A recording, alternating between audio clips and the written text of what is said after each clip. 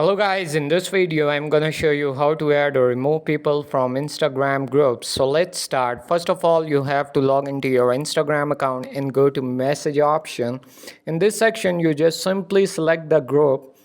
And if you want to add new people, so simply click on your group name.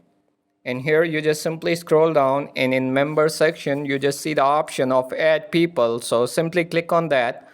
And in this section, you just select the people which you want to add into your group. So I want to select this one and then click on done and then click on OK.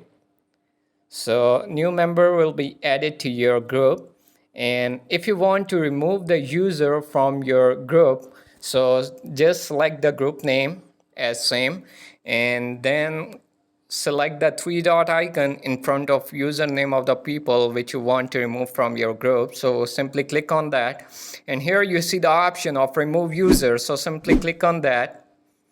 That's it. So I hope this video is beneficial for you. If you like the video, do like, share and subscribe our channel.